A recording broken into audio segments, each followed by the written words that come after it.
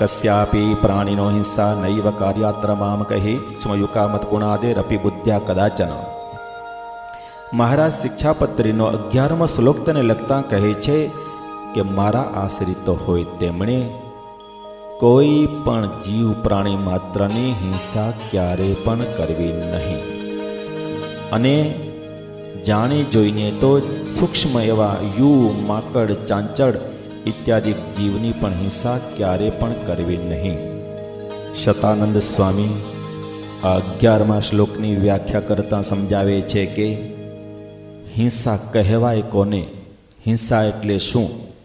કે કોઈને પીડા આપવી, કોઈને દુઃખ આપવું તેને કહેવાય હિંસા. મન, કર્મ અને વચનથી કોઈનો અપકાર કરવો, કોઈની નિંદા કરવી, કોઈને દુઃખ આપવું તેને શાસ્ત્રોએ હિંસા કહેલી છે. શતાનંદ સ્વામી કહે છે કે મનથી પણ હિંસા કરવી નહીં, કર્મથી પણ હિંસા કરવી નહીં અને વચનથી પણ હિંસા કરવી નહીં. અહિંસા વ્રત છે એ મોટું વ્રત કહેલું છે. કોઈ પણ જીવ પ્રાણી માત્રની હિંસા ન કરવી, અહિંસા એ મોટામાં મોટો ધર્મ કહેલો છે. એટલા જ માટે શિક્ષાપત્રીમાં એનું પ્રાથમિક સ્થાન છે. સામાન્ય ધર્મની શરૂઆતમાં જ મહારાજે કહેલું છે કે કોઈ પણ જીવ પ્રાણી માત્રની હિંસા કરવી નહીં. શતાનંદ સ્વામી કહે છે કે અહિંસા વ્રત જે છે એ અતિ સૂક્ષ્મ અને અતિશય કઠિન છે. હિંસા કર્યા વિના તો આ સંસારમાં કોઈ ભોગજન્ય પદાર્થોની પણ પ્રાપ્તિ થતી નથી. ભોગજન્ય જે પદાર્થો છે એ પદાર્થો પણ હિંસા કર્યા વિના પ્રાપ્ત થતા નથી. શારીરિક કોઈ પણ કર્મ કરતી વખતે હિંસા તો થતી જ હોય છે. આપણે કોઈ પણ શારીરિક કર્મ કરીએ ત્યારે હિંસા તો થાય જ છે. પણ શતાનંદ સ્વામી કહે છે કે મહારાજે અહીં એમ કહ્યું કે જાણી જોઈને કરવી નહીં, ઈરાદો રાખવો નહીં, ઈરાદાપૂર્વક કોઈને દુઃખ આપવું નહીં, કોઈની હિંસા કરવી નહીં. પરંતુ હાલતા ચાલતા શારીરિક ક્રિયા કરતી વખતે તો હિંસા તો થાય જ છે. એમાં આપણો ઈરાદો હોતો નથી, આપણી એમાં ઈચ્છા હોતી નથી, આપણે જાણી જોઈને કરતા નથી. એટલે જાણી જોઈને ક્યારે પણ હિંસા કરવી નહીં. શતાનંદ સ્વામી વિવરણ કરતા સમજાવે છે કે હિંસાનો મુખ્ય સ્ત્રોત બુદ્ધિ છે. હિંસાનો જન્મ બુદ્ધિમાંથી થાય છે. તો હિંસાનો મુખ્ય પ્રવાહ બુદ્ધિ છે. એ બુદ્ધિ કોઈ પણ વસ્તુનો નિર્ણય કરી અને વચનને અને શરીરને કર્મમાં પ્રવૃત્ત કરે છે. આપણું શરીર જે કર્મમાં પ્રવૃત્ત થાય છે એ મન વડે જ થાય છે. આપણી વાણી છે કોઈ નિંદામાં કે કોઈકની હિંસા કરવામાં પ્રવૃત્ત થાય છે તો મન દ્વારા જ પ્રવૃત્ત થાય છે. અને મનને નિર્ણય કોણ આપે છે? બુદ્ધિ આપે છે. તો બુદ્ધિ જે વસ્તુનો નિર્ણય કરે એ વસ્તુ મન સ્વીકારી કરી અને મન છે એ શરીરને પ્રવર્તાવે છે અને વાણીને પ્રવર્તાવે છે. બુદ્ધિમાં જેવો નિશ્ચય થાય છે એ પ્રમાણે જ મન શરીર અને વાણીને પ્રવર્તાવે છે.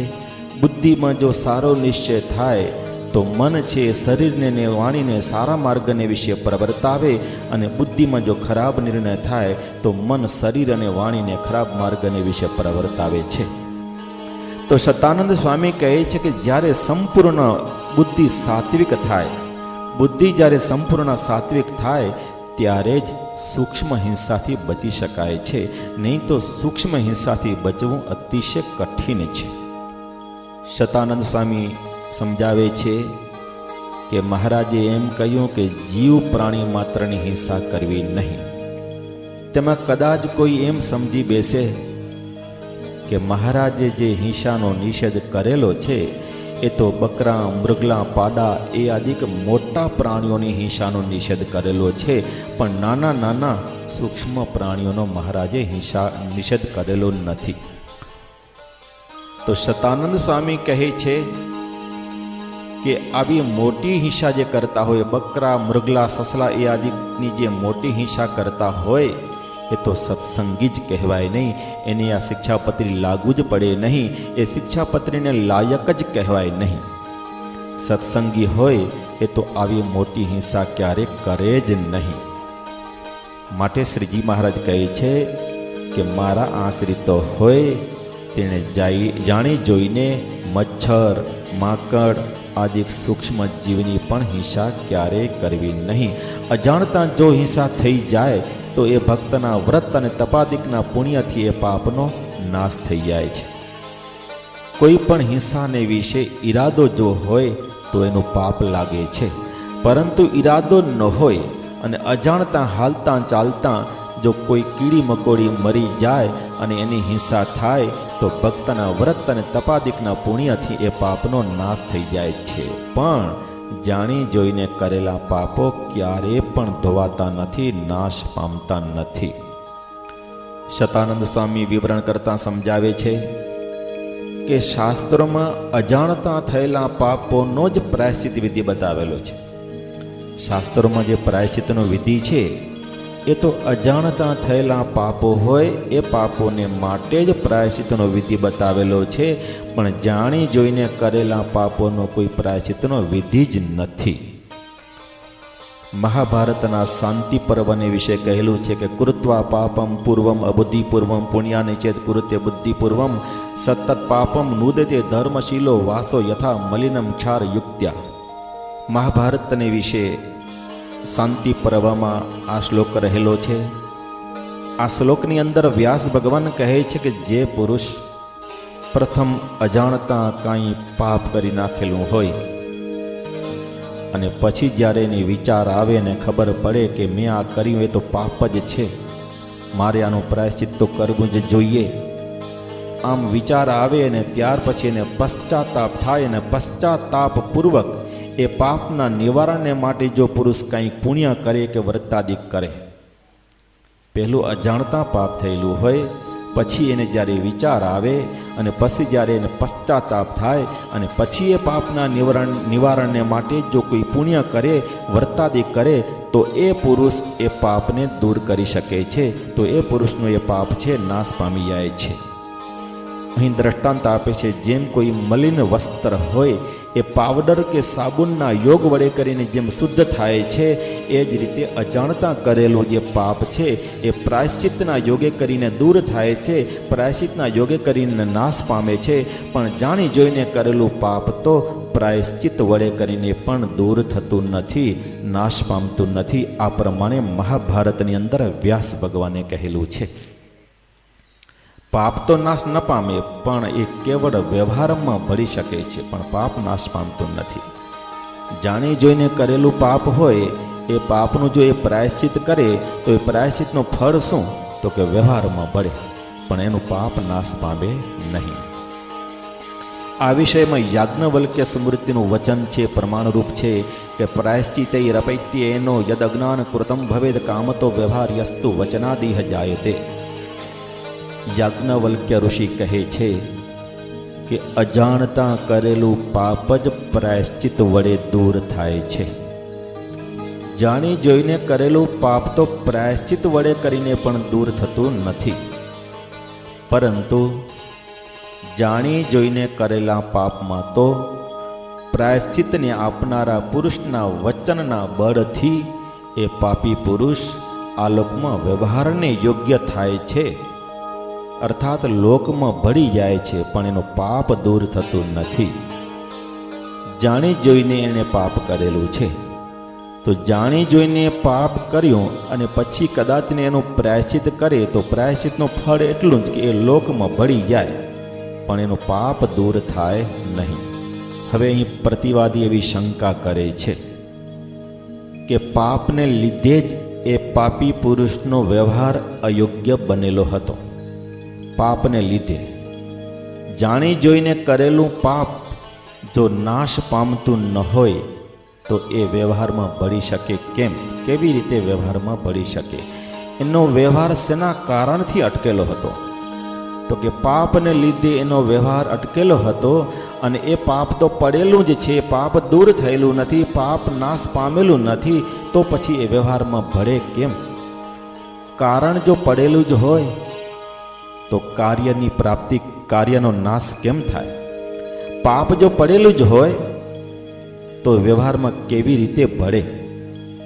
ત્યારે આના ઉત્તરમાં શતાનંદ સ્વામી સમજાવે છે કે પાપની બે શક્તિ છે.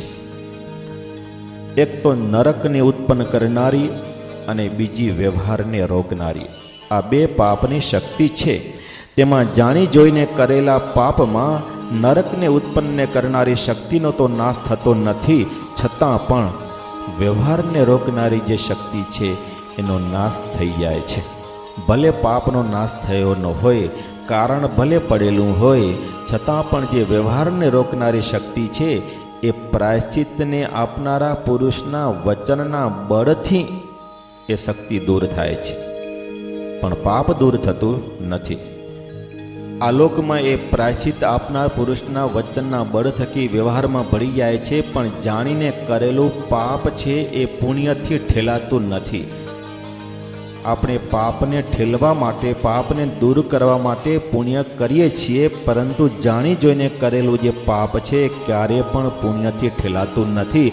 અને પ્રાયશ્ચિત કરનાર પુરુષ છે બંનેના ફળને જુદા જુદા ભોગવે છે.